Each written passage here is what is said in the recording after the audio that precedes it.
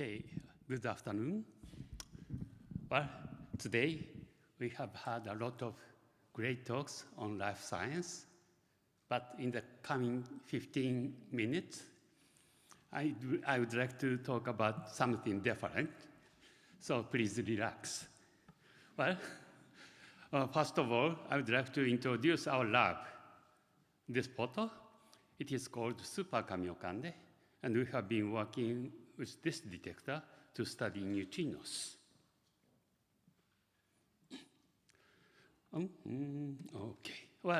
Okay, this is the outline of this talk. First, I'll briefly introduce on neutrinos and other things, and move on to the discovery of neutrino oscillations.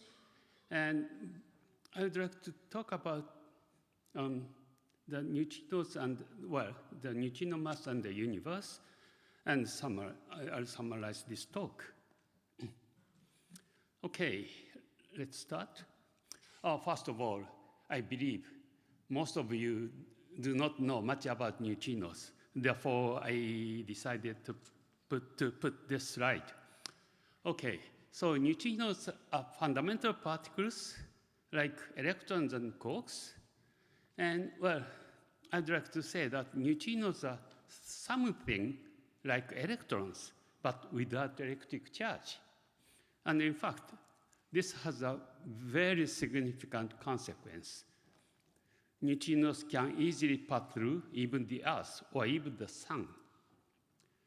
And neutrinos have actually three types, namely electron neutrinos, muon neutrinos, and tau neutrinos. And finally, I want to say that neutrinos have been assumed to have no mass. Now, then the next question is, how can we study neutrinos? Of course, we can never see neutrinos themselves. But, well, fortunately, very rarely, neutrinos could interact with matter, for example, a nucleus.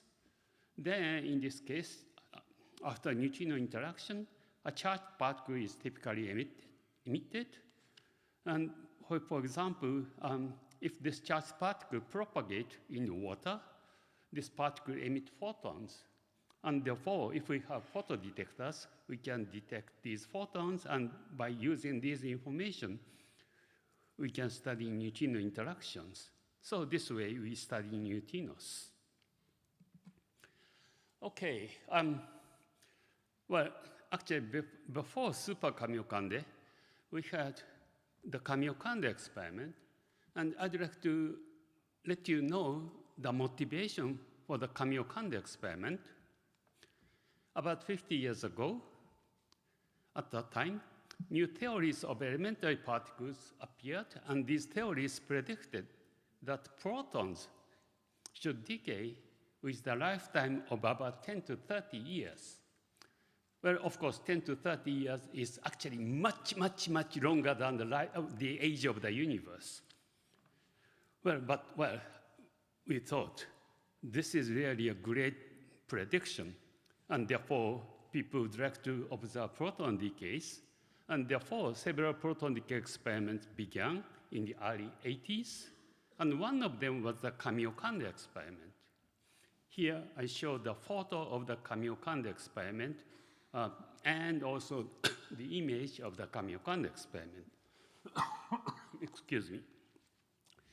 It is a large water Cherenkov detector, about 16 meters in diameter and 16 meters high, containing 3,000 tons of very clean water.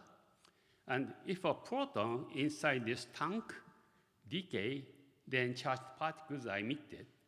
And therefore, these particles emit photons. Therefore, with photodetectors, we should be able to observe proton decays. That was the idea.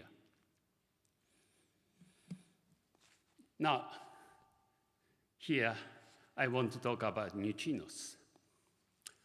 Well,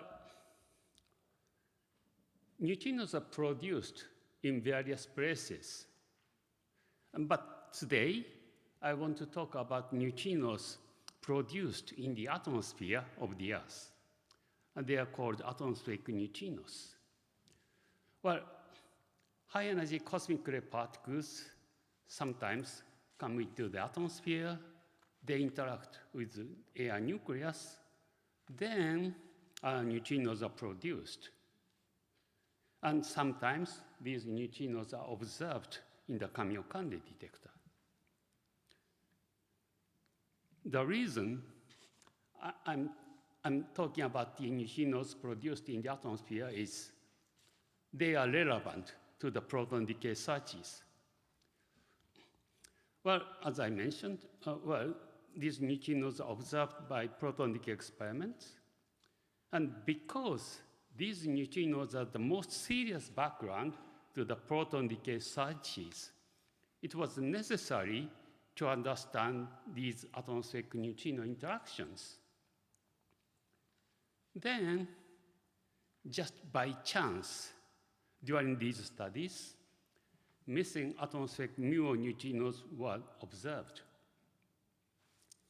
Well, what I'd like to tell, what does this mean, missing atmospheric muon neutrinos?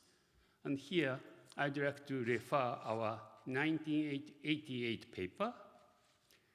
In this paper, we simply counted the number of muon neutrino events observed in about 4 years. That was, I believe, 85 or 88, forgot, sorry. And compared with the expectation based on detailed simulation, the expectation was more than 140. So the data clearly showed there was a missing atmospheric muon neutrinos. Well, in fact, I would like to let you know that we also counted the number of electron neutrino events.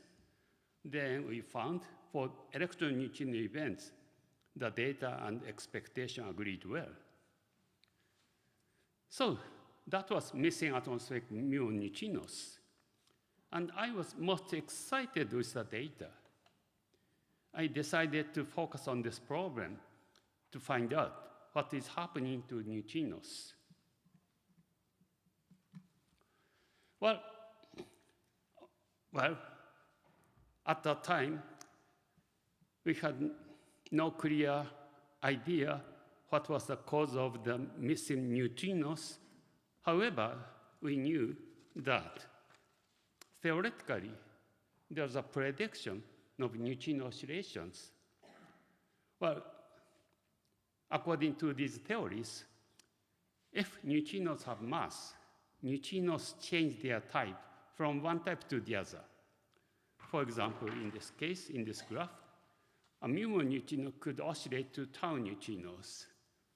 Here, I show the survival and appearance probability of muon neutrinos and tau neutrinos. So, if a muon neutrino is created at the leftmost part and then propagate to the right, then at some point, muon neutrino disappears, and at that time, tau neutrino is appearing. And if this neutrino continues to propagate, then muon neutrino reappearing, and tau neutrino is disappearing. So this is neutrino oscillations. And in fact, if this is happening, certainly we thought we can explain the data well. That's what we thought. But unfortunately, Kamiokande 3,000 tons was not big enough to know what was the cause of the missing neutrinos. And therefore, we needed much larger detector, and that is Super Kamiokande. It is indeed big, about 40 meters in diameter and 40 meters high, containing 50,000 tons of extremely clean water. Oh, by the way, at the beginning this morning, I mentioned the importance of the international collaboration. And in fact, Super Kamiokande is a big international collaboration. We have about 240 collaborators from 11 countries. And I'd like to show our data in 1998. This is this was actually an important plot. The number of muon neutrino events as a function of the neutrino arrival direction is shown. 1 means downgoing neutrinos and -1 means upward-going neutrinos. They came from the other side of the Earth. Then we find that for downgoing neutrinos, the data and expectation agreed well. However, for the upward-going neutrinos, data show almost 50% of the expectation. And this can be explained extremely well if we assume neutrino oscillations. That means neutrinos traveling long distance change their type. So this way, we were able to convince the neutrino community that neutrinos oscillate. Therefore, neutrinos have mass. Okay, well, that's what we observed. Now, from now on, I would like to talk about the meaning and the future of the neutrino mass studies. Well, first of all, you may wonder why we are so much excited with the neutrino mass. Well, as shown here, other particles have mass. Electrons have mass, or quarks have mass. Why we are excited with the neutrino mass? Well, in the last 25 years or so, the world community have really extensively studied the neutrino mass. And therefore, now I think it's possible to plot the neutrino mass in this graph. And they are here. So clearly, the neutrino mass is small. And well, if you read this graph, you find immediately that neutrino mass is approximately, or maybe more than, 10 orders of magnitude smaller than the corresponding mass of quarks and charged leptons. 10 orders of magnitude smaller than other particles' mass, extremely small. And therefore, we are excited. We believe this extremely small mass is the key to better understand elementary particles and the universe. In fact, of course, if we understand why neutrino mass are so small, we certainly understand elementary particles better, but at the same time, we think this small neutrino mass might be the key to understand the universe better. Why? Well, here I show a photo of the universe taken by optical telescope. We see many galaxies. And we know that all these galaxies are made of matter. There is no antimatter galaxy. But, well, actually, we physicists do not understand why we have only matter in the universe. Well, 13.8 billion years ago, the universe was began with Big Bang. And in the Big Bang, extremely hot universe, we believe there was equal number of matter and antimatter particles. Then, with the universe expanding and cooling down, matter and antimatter particles meet and annihilate, disappear.